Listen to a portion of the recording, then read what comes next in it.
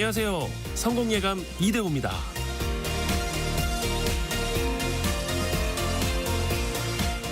탁 트인 직선 주로에 보이는 신호등. 눈앞에 펼쳐진 신호등이 모두 초록불이었던 적 있으신가요? 왠지 그 무엇 하나 방해 없이 탄탄대로를 달리는 기분이죠. 하지만 모든 신호등이 초록불일 때 나도 모르게 과욕을 부리고 과속을 하게 될 수 있습니다. 모든 불이 초록색이라는 건 머지않아 차례대로 노란불, 빨간불로 바뀔 수 있다는 뜻이죠. 반대로 저 앞에 있는 신호등이 모두 빨간불이라고 해도 갑갑하게 생각할 필요는 없습니다. 머지않아 차례대로 초록불이 들어올 수 있다는 뜻이니까요. 어떤 낙관적인 상황에서도 과욕을 부려선 안 되듯이 어떤 비관적인 상황에서도 희망을 잊어선 안 되겠죠.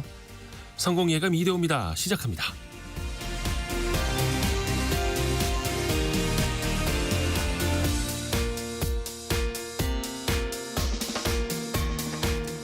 안녕하세요. 이대호입니다. 자, 1월 6일 월요일 아침입니다. 오늘도 함께해 주셔서 감사합니다. 또 KBS 콩으로도 오늘도 출석 체크해 주시는 분들도 감사합니다. 경제상식 퀴즈도 바로 나가는데요. 두 글자만 보내주셔도 됩니다. 뭐 네 글자도 정답이고요. 이 보험료가 올해 평균 7.5% 오릅니다. 인상폭은 가입 시기에 따라 좀 다를 수는 있는데요. 예를 들어서 2017년 4월부터 21년 6월 사이에 가입한 3세대 이것의 가입자는 기존보다 약 20%, 2만 3천 원 정도를 더 내야 한다고 합니다. 지난해 1.5% 정도 오른 거랑 비교하면 인상폭이 훨씬 더 큰 거죠. 제2의 건강보험으로도 불리죠. 질병이나 상해로 입원 또는 통원 치료를 할 때 의료비를 보장해주는 그 보험은 무엇일까요? 두 글자, 너무 쉽죠? 예. 짧은 문자 50원, 긴 문자 100원이 드는 샵 9730이나 KBS 콩이 열려 있습니다. 추첨을 통해서 다양한 선물 보내드리고 있고요. 유튜브를 통해서도 언제든지 함께 하시죠. 성공예감 이대호입니다. 자주 검색하시면 성공이 가까워집니다.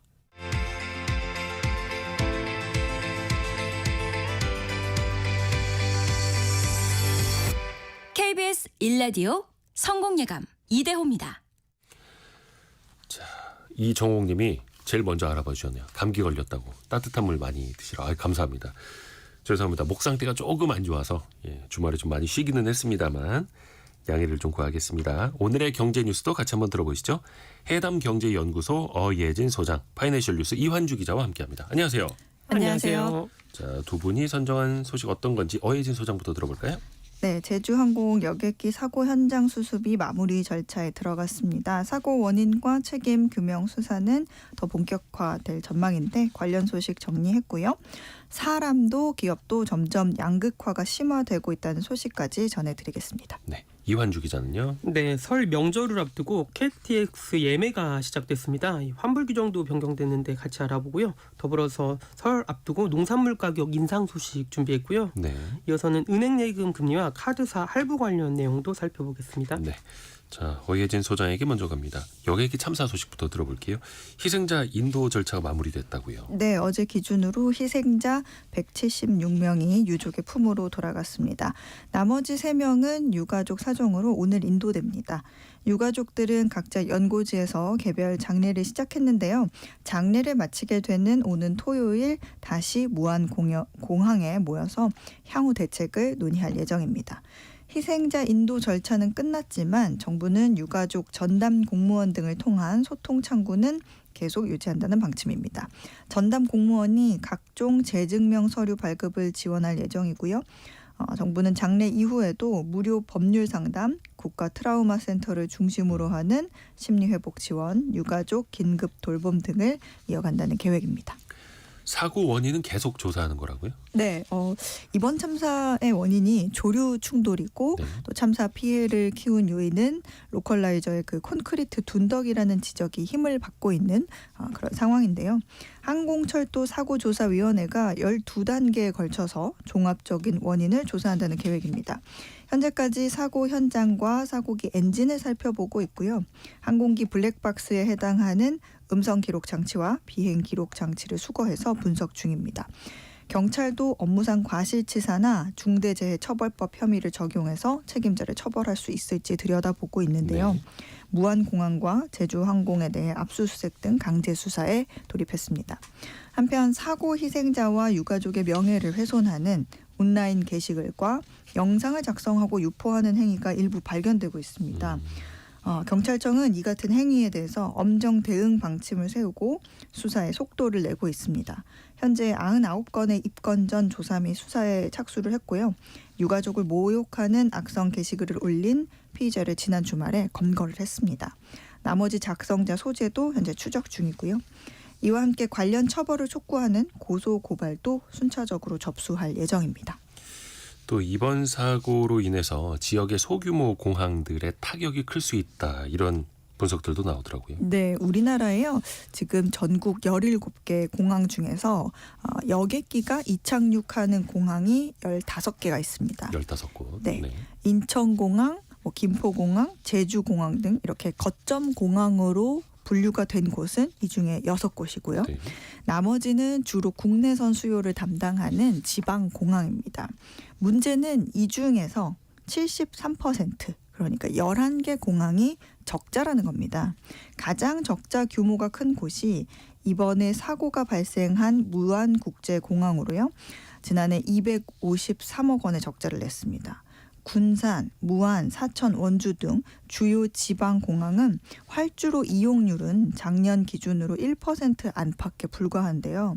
무안 공항의 경우에는 2022년 활주로 이용률이 0.1%로 전국 공항 중에 최하위였다가 지난해부터 국제선 정기 노선이 운영이 되면서 1.1%로 올라온 겁니다. 네. 양양국제공항도요. 지난해 일평균 항공기 운항 건수가 0.3편으로 이렇게 따지면 하루 한 대도 안 뜨는 상황에 처했습니다. 근데 이런 지역 공항을 앞으로 더 짓는다는 계획이 있잖아요. 네, 그렇습니다. 문제는 이렇게 적자가 쌓이는 지방 공항이 많은데 건설 중이거나 아니면 새로 건설을 추진하는 그런 공항이 추가로 10곳에 달한다는 겁니다. 10곳. 네, 당장 울릉공항이 2027년에 준공이 되고요. 가덕도 신공항과 대구 경북 통합 신공항, 제주 2공항, 백령공항, 흑산공항이 착공 예정입니다. 이렇게 된 거는 두 가지 정도의 원인으로 생각을 해볼 수가 있는데요. 하나는 이제 공항 건설부터 운영까지 전액 국비가 투입된다는 점. 그래서 지자체 입장에서도 부담이 없어서 유치만 하면 된다는 입장이 좀 강하고요. 적극적으로 항공 수요를 확대해서 스스로 좀 지역 공항 활성화를 위해서 노력하는 부분은 조금 부족하다는 게 현실이라는 그런 지적이 있습니다. 또 한 가지는 이제 우리 지역에도 공항이 하나쯤 있어야 한다. 이런 식의 지역 균형 발전 논리 아래 공항 건설이 추진되다 보니까 여야 막론하고 좀 무책임한 공약 남발이 좀 있었다는 점입니다. 지역 공항은 대부분 이 예비 타당성 조사를 면제받고 건설이 되기 때문에 수요가 현실적으로 좀 이해타산에 맞지 않아도 무리하게 건설을 하는 경우가 좀 있습니다. 실제 공항 건설 전에 연 990만 명 이상 이용으로 수요를 예측했던 무안공항은 지난해 이용객이 25만 명이 안 되는 것으로 나타났고요. 경북 울진공항은 수요가 낮아서 취항할 항공사를 찾지 못해 비행 훈련원으로 용도를 바꾸기도 했습니다.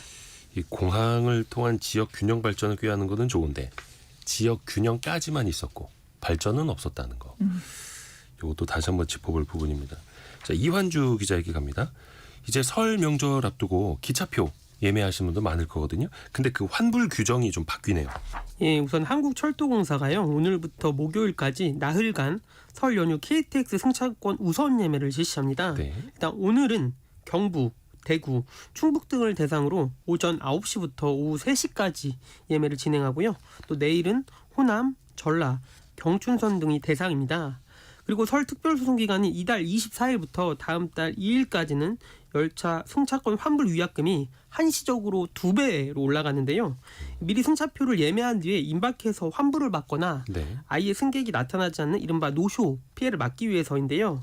실제로 지난해 추석 연휴에 발매된 승차권 중 45% 225만 장이 반환이 됐습니다. 이 반환이 되면 다른 사람이 살 수는 있는데 이게 너무 뒤늦게 반환이 될 경우에는 이 재판매 안 되는 경우 있거든요. 네. 그래서 최종적으로 재판매되지 않고 빈자리로 운행한 좌석이 약 5% 24만 석에 달합니다. 오, 이 명절 기간에 열차를 이용할 수 있었던 24만 명의 이동이 막힌 건데요. 그렇죠.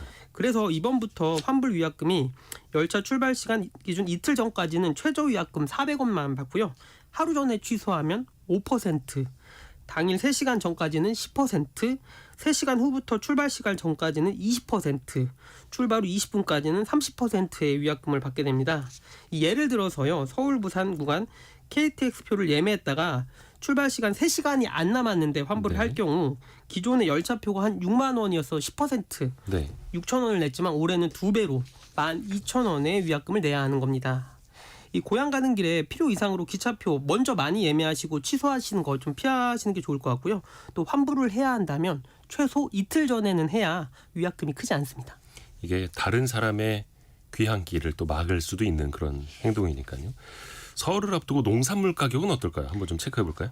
예, 한국농수산식품유통공사에 따르면 지난주 배추 평균 소매 가격이 한 포기에 5,000원이 넘었습니다. 이게 1년 전과 비교하면 약 60%가량 오른 가격이고요.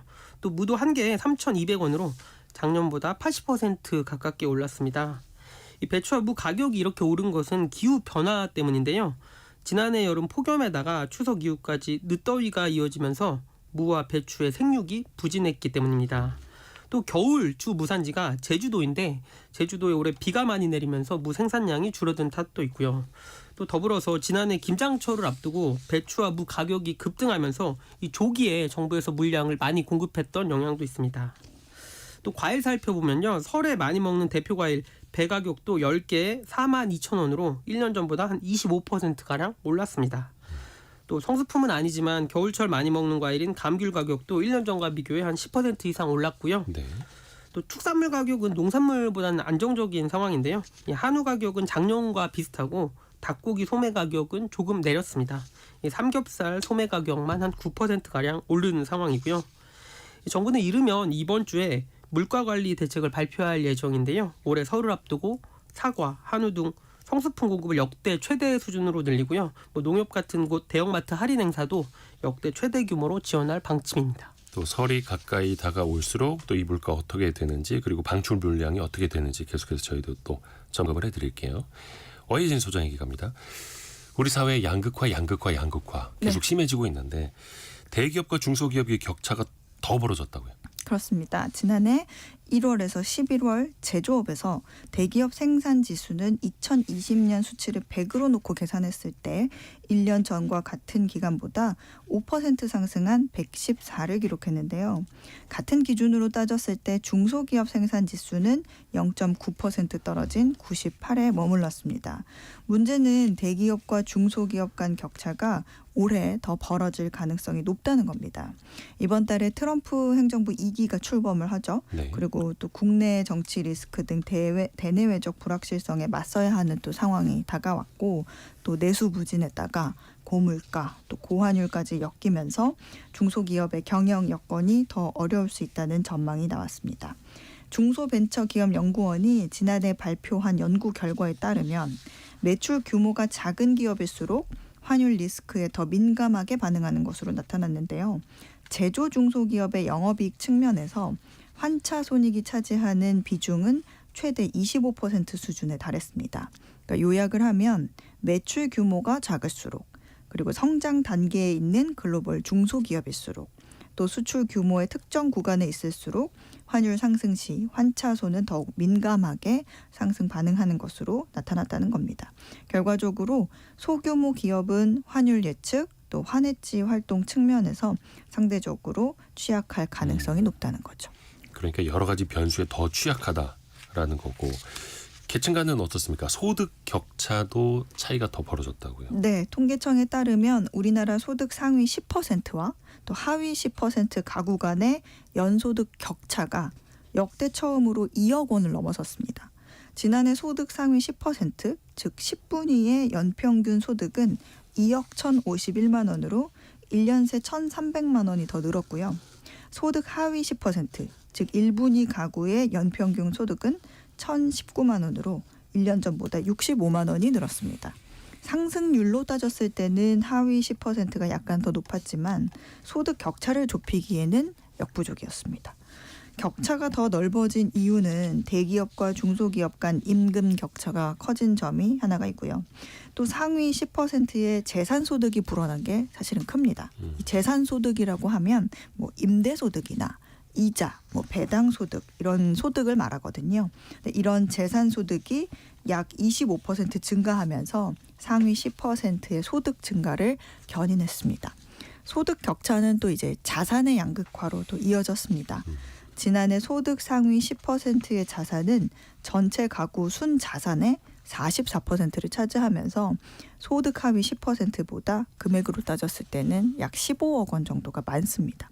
계층 간 불균형 정도를 나타내는 그 지니 개수라고 있는데요. 네. 이 지니 개수도 전년보다 증가한 0.612를 나타냈습니다. 지니 개수가요. 평등할수록 0에 가깝고요. 불평등할수록 1에 가까워집니다. 현재 0.612 네. 정도라는 거고.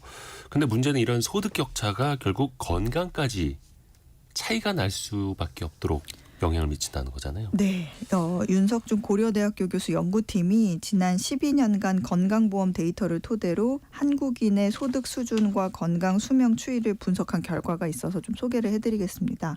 여기서 건강 수명이라는 거는 말 그대로 아프지 않고 좀 건강하게 보내는 시기를 말합니다. 결론은 이제 소득이 높을수록 건강하게 오래 살고 소득 수준에 따라서 그 격차도 커진다는 겁니다. 최고 소득층의 건강 수명은 75세, 그리고 최하위 저소득층은 66세. 그래서 8년 이상 최고 소득층이 더 길었다. 이런 결과가 나왔고요.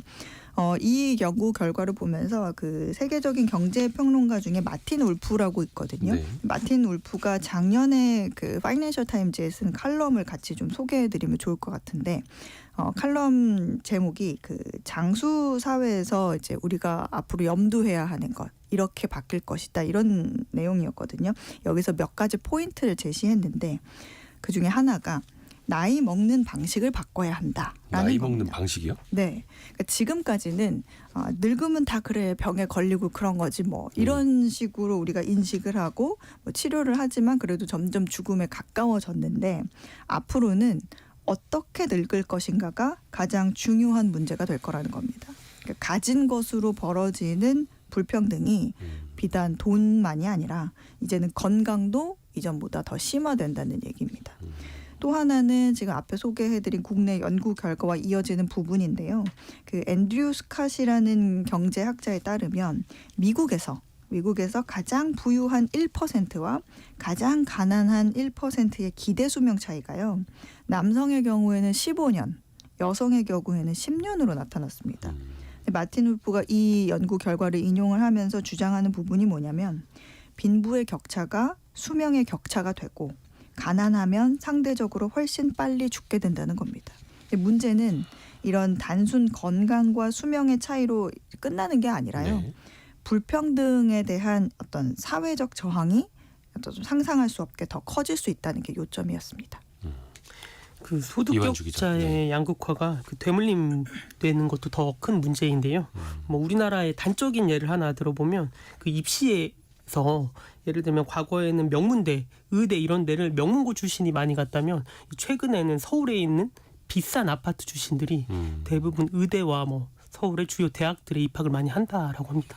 소득과 자산이 건강, 수명, 교육까지도 다 좌우하고 있고, 그게 또 심해질수록 사회적 갈등도 커지고 있고, 잠깐 언급이 됐던 마틴 울프, 네. 파이낸셜 타임스 수석 이코노미스트. 저희가 얼마 전에 그 별책 부록으로 민주주의적 자본주의의 위기 그 책도 다룬 적이 있으니까요. 혹시 이 내용이 궁금하신 분들은 그 별책 부록 검색하셔서 들어보시면 훨씬 더 좋을 겁니다. 김학균 센터장님하고 저희가 같이 했었죠. 자, 이환주 기자가 준비한 소식 들어볼게요. 은행 예적금 금리 좀 낮아지고 있잖아요. 돈도 빠져나가네요. 예, 지난달 KB국민, 신한, 하나, 우리, NH농협 등 5대 시중은행의 정기예금 잔액이 한 달 전보다 21조 원이 줄었습니다. 이 지난해 하반기부터 은행의 정기예금 잔액은 적게는 1조, 많게는 19조 원까지 매달 항상 증가해 왔는데 이 12월 들어서 예금 잔액이 크게 줄어든 건데요. 최근 은행 예금 금리가 3% 초반대로 떨어지면서 만기가 온 예금을 연장하지 않고 고객들이 돈을 찾았기 때문으로 풀이되는데요. 5대 시중은행 정기예금 금리가 현재 3.15%에서 3.2% 정도입니다. 한 달 전과 비교하면 0.18%포인트 낮아졌습니다. 네. 이 달러 환율이 많이 오르긴 했지만 10년짜리 미국 국채에 투자해도 4.5%대 이자를 받을 수 있는데 우리나라 예금의 매력이 그만큼 떨어지는 건데요. 은행 정기예금에서 이탈한 자금은 언제든지 찾아 쓸 수 있는 저축성 예금 등으로 향했습니다. 그래서 요구불 예금이 12월에 한 23조 원 늘어났습니다. 일종의 대기 자금으로 흘러간 건데요. 또 올해도 추가적인 금리 인하가 예상되고 있어서 은행권에서는 자금 이탈이 앞으로 더 심해질 수 있다는 전망이 나옵니다. 그 돈이 이제 어디로 가는지 관심 있게 봐야죠. 카드 회사들이 무이자 혜택을 다시 줄이고 있다고요?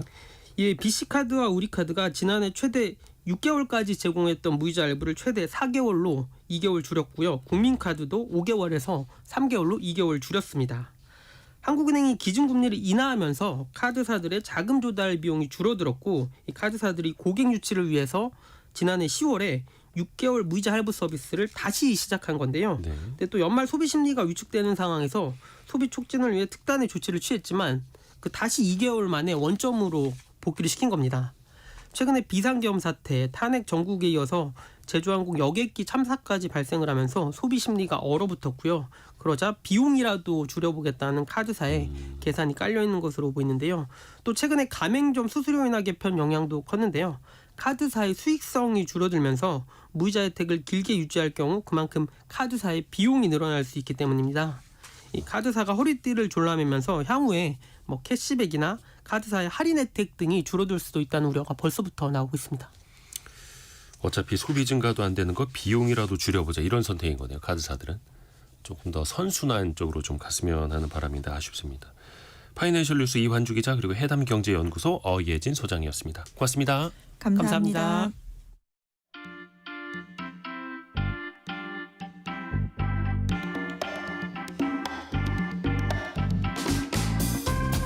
지금 여러분께서는 KBS 1라디오 성공예감 이대호입니다를 듣고 계십니다.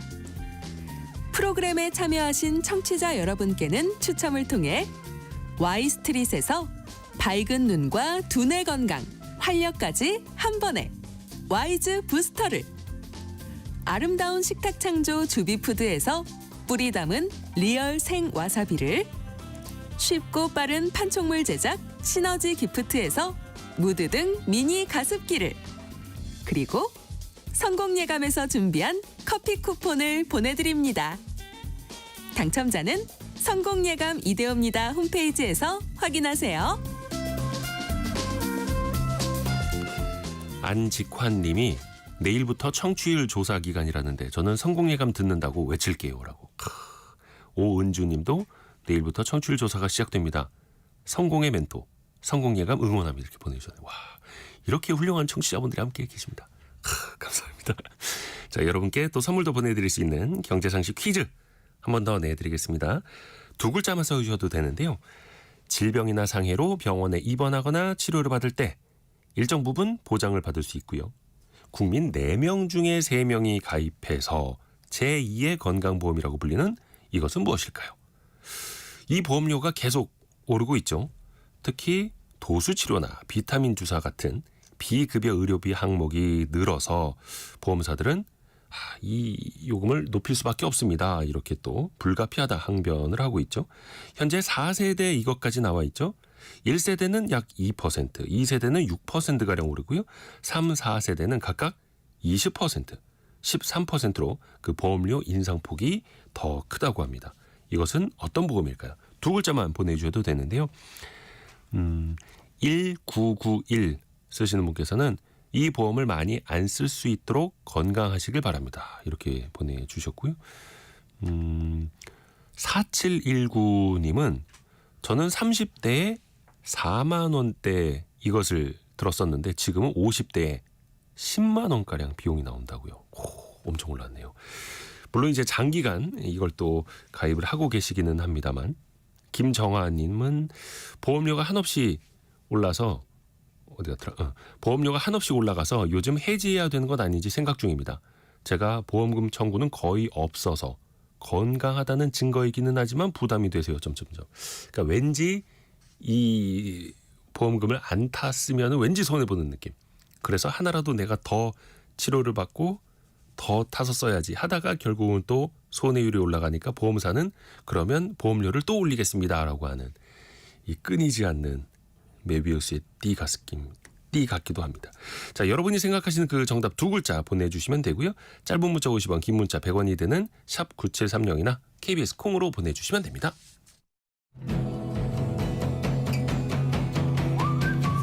오늘의 움직임에 주목하고 세상의 흐름을 놓치지 않습니다. 여러분의 내일을 응원하며 성공의 열쇠를 함께 찾아갑니다. 성공예감 이대호입니다. 큰 기업일수록요. 직장인들에게 보너스나 복지 차원에서 이런저런 혜택을 많이 주죠. 단 여기에도 세금이 붙는다고 합니다. 또 달라지고 있는 것도 있는데요. 함께 살펴보시죠. 슬기로운 세무생활 누리세무그룹 김철훈 세무사와 함께합니다. 안녕하세요. 안녕하세요. 김철훈 세무사입니다. 사실 그 자동차 회사 네. 다니는 분들한테 제일 부러운 게 그거더라고요. 자동차를 싸게 살 수 있다. 그렇죠. 직원 할인이요. 직원 할인. 그러니까 현대기아차 그룹은 직원에게 차량을 싸게 살 수 있게 해주고 네. 삼성이나 LG 같은 경우에는 대표적으로 가전제품을 싸게 살 수 있도록 이렇게 지원을 해주는데 이제 여기에도 세금이 붙는다면서요. 네, 올해부터는 이제 일명 직원 할인이라고 하는 회사가 본인 회사에 이제 물품 같은 거를 임직원들에게 뭐 저렴하게 할인해서 판매하는 거 여기에도 세금을 부과하기로 했어요. 네. 개정된 세법에서는 이제 시가의 20%까지만 할인을 해주라는 거예요. 이거보다 더 많이 할인을 해주면 이거 너무 할인을 많이 받는 거 아니냐. 세금 이거에 대해서는 세금을 내라라는 법을 만들었는데요. 정확하게는 시가의 20%랑 연 240만 원 중에 큰 금액까지는 이제 봐주겠다라는 건데요. 예를 들어서 이제 현대자동차에 다니는 직원에게는 현대자동차에서 최대 30%까지 차량을 할인을 받을 수 있는데 이제는 이제 현대차가 이제 4천만 원짜리 차량을 직원에게 한 25% 정도, 1,000만 원 정도 싸게 팔았다면 네. 4천만 원의 20%는 800만 원이니까 여기까지만 할인을 해줘라. 여기보다 더 할인받는 200만 원에 대해선 세금을 내라라는 법을 개정을 했습니다. 뭐 25% 할인해 주건 35% 할인해 주건 그거는 그 회사의 자유겠지만 예. 240만 원 이상의 할인 혜택이 있는 거에 대해서는 세금을 내시라. 네, 맞습니다. 이런 취지. 이게 이제 어떤 분들은 또 반발할 수가 있어요. 역시 유리지갑만 터는 거 아니냐.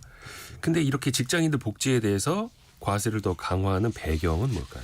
네, 이제 기존에는요, 이런 직원의 복지를 위한 부분으로 여겨져서 여기에 대해서 뭐 명확한 규정은 없었어요. 그냥 비과세로 보고 있었는데 이제 여기에까지도 눈길을 돌려서 법을 신설을 했어요. 없던 법을 이제 만든 건데 종업원에 대한 할인 중에 한 이 정도까지만 비과세를 해주겠다라는 이제 명확한 기준을 이제 제시를 하게 된 거죠.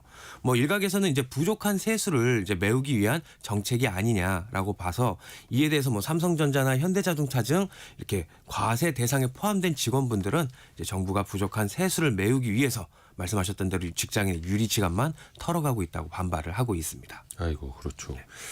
또 그 포인트 같은 걸 받아서 복지몰에서 어떤 물건을 살 수 있는 경우도 있지 않습니까? 뭐 생활용품 같은 것도 복지몰에서 살 수 있는데 여기에도 그럼 세금이 붙습니까? 네, 현재 이제 기업들이 임직원을 위해서 복리후생 프로그램의 하나로 운영하고 있는 복지포인트라는 게 있는데요. 네.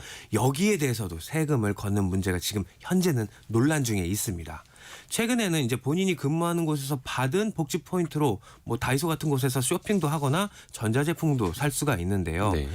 현재는 공무원 같은 경우는 받는 복지 포인트가 비과세 대상으로 분류가 되어 있어요. 아예.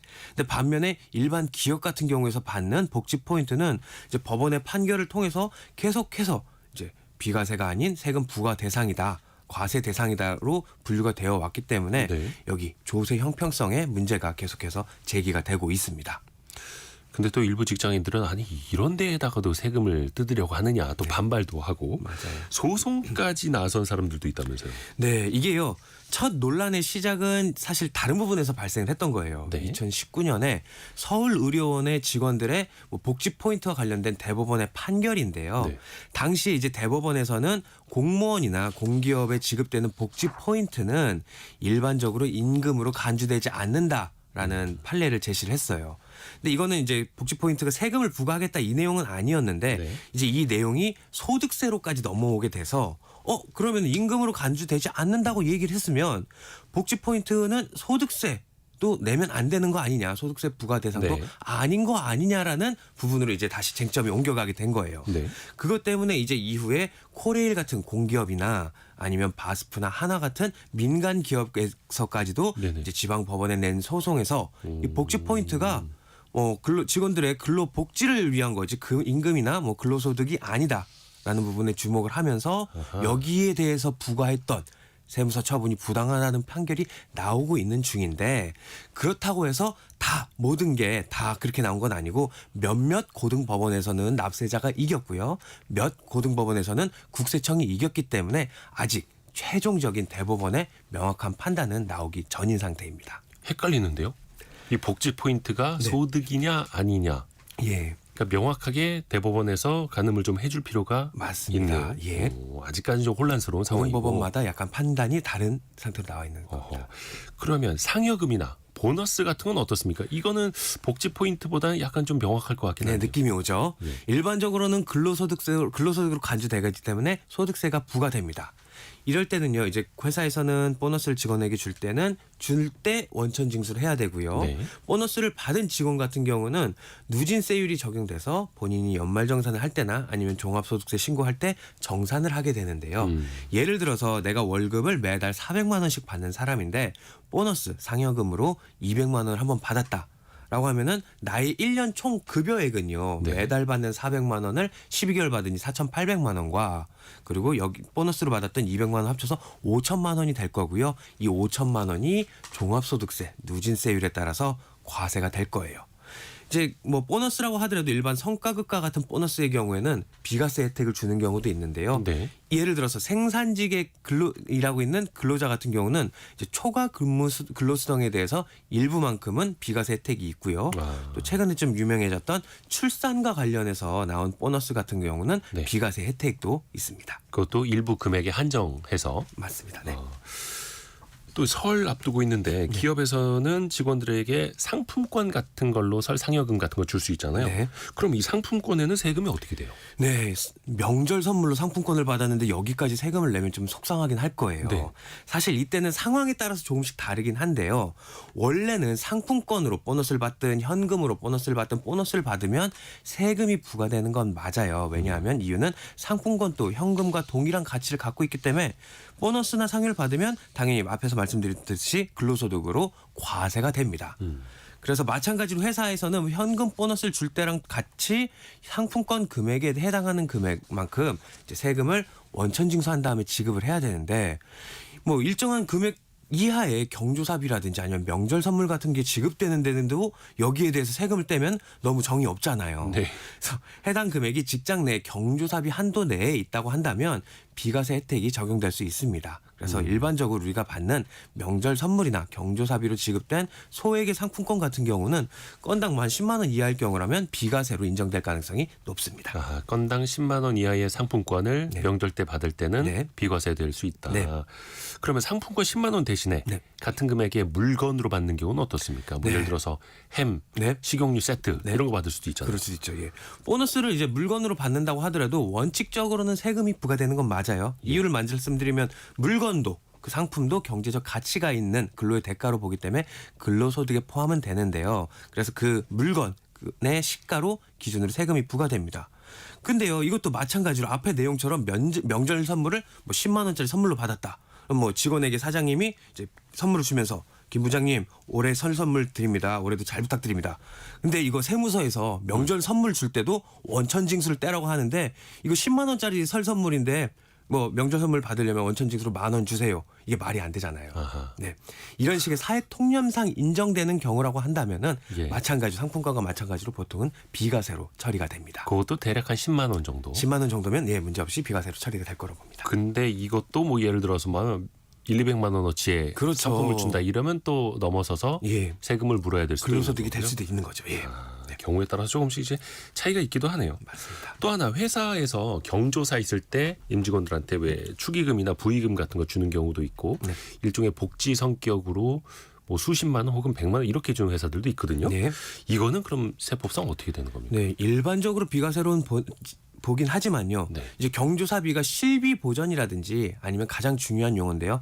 사회 통념상 통상적인 수준을 벗어나지 않을 경우에만 비과세예요. 그러니까 얼마다라고 금액을 정하는 건 아니고요. 네. 그 사회 통념이라는 문구를 갖다 넣어놨는데요. 이제 벗어나서 이제 과다하게 지급했을 때는 과세하게 되는 거예요.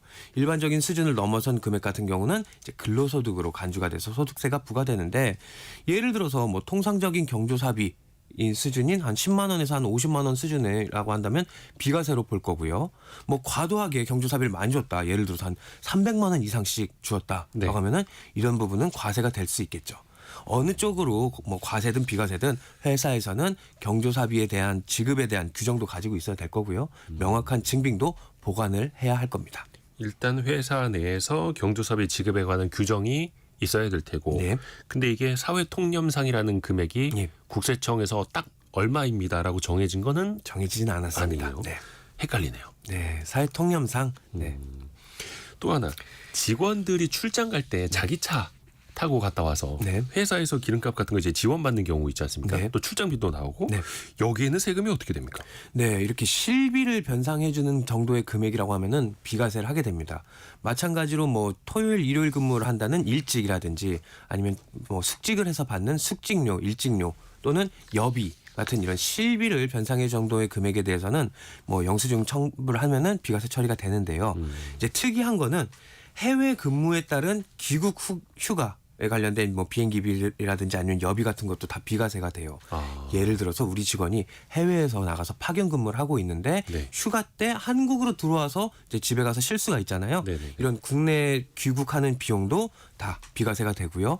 반대의 경우로도 이제 국내에서 근무를 하고 있는 우리 회사의 외국인 근로자가 이제 휴가 때 본국으로 가겠다, 가서 네. 쉬고 오겠다라고 하면 여기에 관련된 비행기 비용이라든지 여비까지도 다 비과세입니다. 아. 다만 이제 관광 여행이라고 보이는 부분이 있다든지 아니면 실제로 본국으로 휴가를 가지는 않으면서 돈만 받게 되면 이 부분은 또 과세가 되게 됩니다. 미국에서 일하고 있는데 네. 이번 겨울에 설 때 집에 좀 다녀오겠습니다라고 해서 네. 비행기 티켓 200만 원을 지원받으면 이거는 비과세인데 네. 저는 그냥 안 가고 비행기 티켓 가격만큼 돈으로 받을게요 하면은 과세가 맞습니다. 되는 거예요. 예, 맞습니다. 야, 이것도 몰랐던 거네요.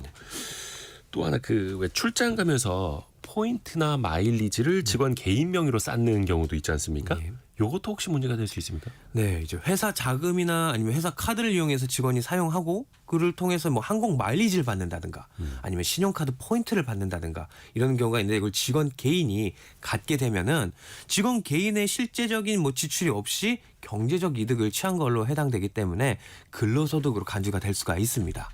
또 반대의 경우도 있어요. 직원이 출장을 가는데 회사에서 비행기표를 끊는 대신 본인이 가지고 있는 원래 애초부터 본인이 갖고 있던 마일리지로 결제를 하고 그만큼은 이제 회사에 청구를 했다면은 이거는 회사가 원래는 부담해야 되는 비용이기 때문에 직원에게 돈을 준다고 하더라도 그 금액은 과세가 되지 않습니다. 보너스로 보지도 않고요.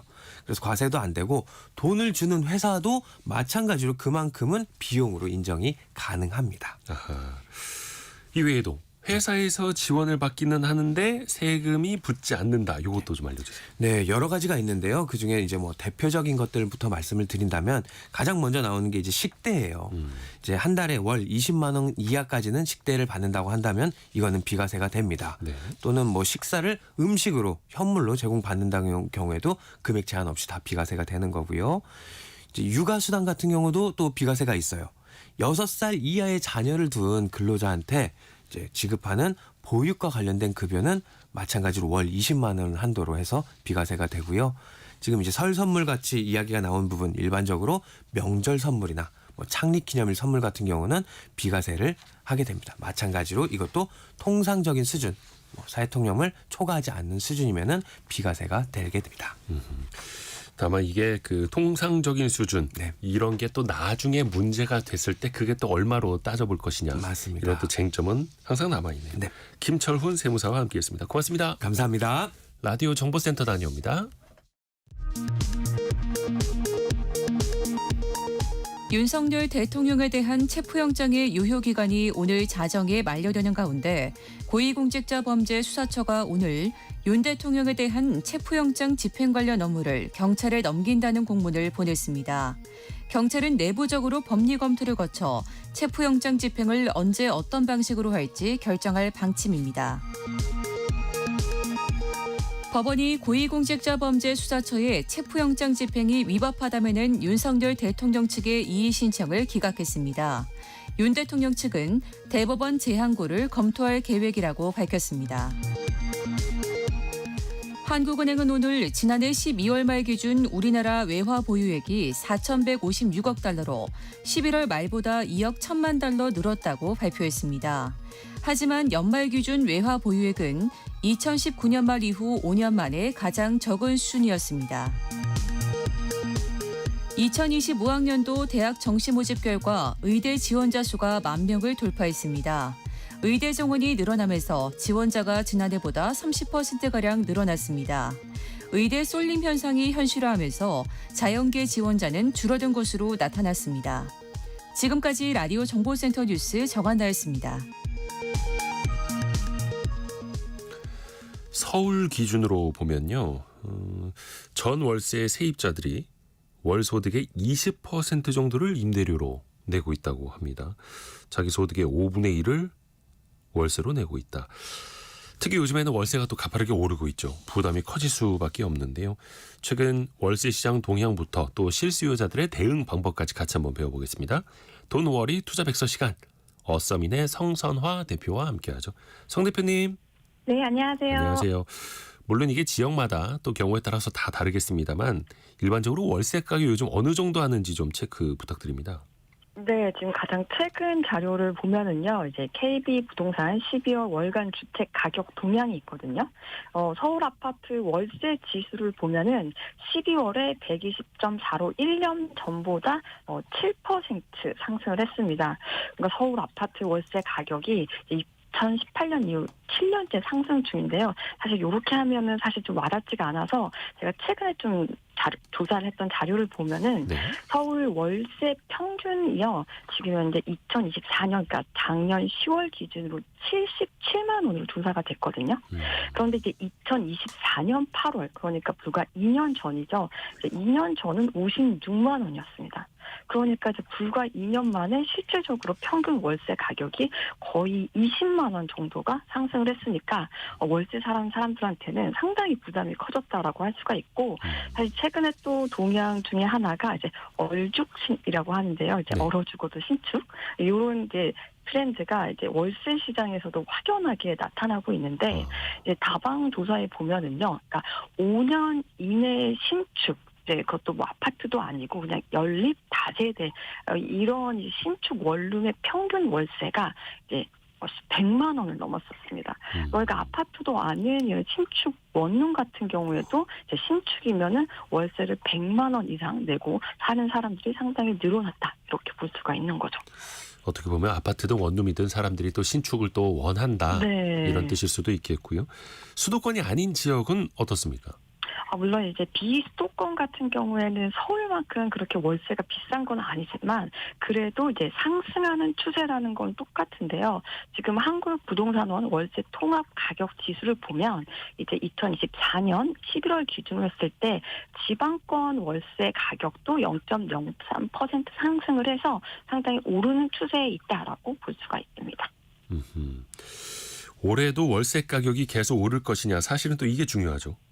네, 사실 그렇습니다. 이게 계속 이제 현재 부동산 시장에서 가장 이슈가 되고 있는 게 월세가 계속 오른다는 거거든요. 사실 보면 우린 경기가 안 좋다고 하는데 이 경기와 무관하게 일단 월세는 계속 오르고 있습니다. 네. 그리고 굉장히 작년에 어떻게 보면 이제 역사적인 그런 일이 있었는데 서울과 경기 지역의 빌라 임대 시장이 이제 월세 비중이 사상 처음으로 이제 50%를 돌파를 했습니다. 뭐 예전부터 이제 뭐 전세가 사라질 거다, 뭐 전세는 우리나라에만 있는 제도다, 이런 얘기들이 굉장히 많았는데 그럼에도 불구하고 전세는 꾸준히 있어 왔거든요. 네. 그런데 이제 작년 같은 경우에 서울에 신고된 연립 다세대 이제 전월세 거래 비중을 살펴보면 이제 월세 거래 비중이 전체의 53.6%를 차지했습니다. 그러니까 이 통계는 이제 국토부가 이런 통계를 집계하기 시작한 이제 2011년 이후에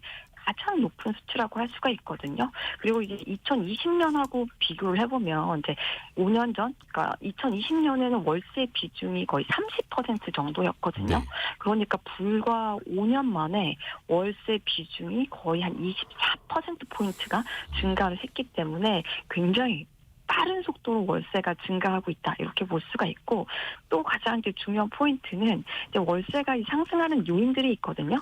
일단은 이제 전세 공급이 줄어들기 때문에 이제 오히려 더 그런 것도 있습니다. 그리고 이제 1인 가구가 늘어나고 있고 더 핵심적인 거는 이제 전세 사기, 전세 포비아가 있거든요. 그러니까 이런 복합적인 원인들로 인해서 이렇게 월세가 증가하고 있기 때문에 이런 추세는 앞으로도 계속될 수밖에 없다. 이렇게 분석을 하고 있습니다. 그렇죠. 세입자들이 또 월세를 선호하는 것도 있고 네. 이 전세에서 그래서 월세로 갈아타려는 분들도 많이 있는데 네. 갈아타기 전에 어떤 걸 챙겨봐야 하는지도 좀 알려주세요. 전세에서 월세를 갈아탈 때 좀 챙겨봐야 될 부분이 이제 정부에서 이제 월세를 지나치게 받지 못하게끔 이제 10%라는 상한을 두고 있습니다. 그러니까 내가 전세에서 월세로 넘어갈 때 이게 전월세 전환율이 있거든요. 네. 이 전월세 전환율이라는 거는 이제 전세 보증금을 월세로 바꿀 때 이제 보증금이랑 매달 내야 되는 월세 금액을 계산하는 비율이거든요. 이게 말이 좀 어려운 것 같지만 굉장히 간단합니다. 이제 기본 공식을 보면 이제 월세 금액을 어떻게 산출할 거냐? 네, 일단 전세 보증금의 전월세 전환율을 곱하고 네. 그거를 12로 나누면 되거든요. 그러면 이 전월세 전환율은 어떻게 할 것이냐? 여기에서 이제 정부가 규제를 해놓은 게 이제 기준금리 플러스 2% 또는 연 10%. 둘 중에서 낮은 비율을 곱해야 된다라고 해놨습니다. 그 얘기는 뭐냐면 연 10% 이상 높이지 말아라. 그러니까 전월세 전환율이 아무리 높다고 하더라도 10%는 못 넘는다. 이 얘기거든요. 쉽게 좀 설명을 좀 드리면 기준금리가 3.5%라고 할 경우에 이제 3.5% 더하기 2%, 그러니까 기준금리 플러스 2%니까요. 그러면 5.5%가 되거든요. 네. 그러면 10%와 5.5% 중에서 더 낮은, 그러니까 5.5%가 전월세 전환율이 되는 거죠. 그래서 이거를 제가 전세 보증금 1억 기준으로 해가지고 이걸 계산을 해보면 제가 만약에 이제 전세 보증금으로 1억을 내고 있는데 이거를 얼마로 월세로 바꿀지로 그렇죠. 계산을 해보면 약 45만 8천 원 정도가 계산이 나옵니다. 요거를 이제 내가 만약에 전세에서 월세로 갈아탈 때는 한번 계산을 해보셔야 된다는 거죠. 그래서 그 전환율을 감안을 했을 때 월세랑 네. 실제 네. 집주인이 요구하는 월세랑 어떤 게 더 어떻게 높고 낮은지를 또 비교를 네, 해봐야 네. 될 테고요. 월세가 일단은 이렇게 오르는 그런 흐름 속에 있으면 세입자들이 좀 택할 수 있는 방법이랄까? 어떤 게 있을까요? 일단은 이제 가장 현실적인 방법은 월세가 저렴한 지역으로 가야겠죠. 근데 이제 자기 다니는 직장이라든지 어디서 생활하느냐 이런 것도 이제 종합적으로 고려를 해봐야겠지만 그렇죠. 제가 최근에 이제 이거를 조사를 한번 해봤었거든요. 네. 서울 주요 지역 원룸 월세를 원룸 시세를 조사를 해봤는데 제일 비쌌던 곳이 이제 용산구였고 용산구 같은 경우에는 원룸도 94만 원 정도 평균 가격이 나왔습니다. 그 다음에 강남 같은 경우에는 93만 원이 나왔거든요. 그러니까 용산, 강남 이런 데는 일단 피하는 게 좋겠고 서울 평균 월세 원룸 시세가 77만 원이었는데 서울 평균 시세랑 비슷했던 곳이 이제 동대문구. 그리고 평균 시세보다 낮았던 곳이 관악구, 마포구였었거든요. 네. 그래서 관악구 같은 경우에는 사실 좀 더 낮게 나왔었는데 이 두 지역 같은 경우에는 평균보다는 조금 낮으니까 이제 월세를 구하실 때 사실 관악구도 2호선 라인이 있으니까 어디든지 출퇴근하기도 편하거든요. 그래서 이쪽 지역으로 먼저 한번 알아보시면 그나마 이렇게 월세가 치솟고 있는데 저렴하게 월세를 구할 수가 있습니다. 상대적으로 저렴한 지역이요. 네. 또 그 지자체에서 월세 10,000원짜리 임대주택도 선보이고 있잖아요. 이거는 어떻게 돌아가는 거예요, 구조가? 네, 사실 요것도 사실 제가 굉장히 흥미로워가지고 간단히 알아봤는데 네. 이제 서울에 있는 동작구 그러니까 구청에서 이제 이거를 추진을 하고 있더라고요. 그 대상은 신혼부부입니다. 이제 신혼부부는 법적으로 결혼은 7년 이내가 되는 거죠. 이게 오면은 일단 월세는 일단 고정으로 10,000원만 냅니다. 그리고 임대 보증금 같은 경우에는 전세 보증금의 5%로 제한을 하거든요. 그러니까 예를 들어서 이제 전세 보증금이 1억이라고 하면 임대 보증금은 500만 원이 되는 거죠. 요거는 사실은 이제 동작구청에서 소득이라든지 이런 걸 깐깐하게 보고 특별히 선정된 사람들에 한해서 뭐 출산율을 제고하기 위해서 동작구에 사는 신혼부부들 많았으면 좋겠다. 이런 정책 취지를 가지고 있으니까 자세한 내용은 이제 동작구청 홈페이지에 가시면 공공임대 관련 공지에서 확인을 하실 수가 있습니다. 어서민의 성선화 대표였습니다. 고맙습니다. 네, 감사합니다. 자, 속보 하나 들어온 것도 알려드릴게요. 공수처가 오늘 윤 대통령 체포영장 그 유효 기간을 연장하기로 법원에 신청할 예정이라는 소식도 들어와 있습니다. 저희가 2부에서는요.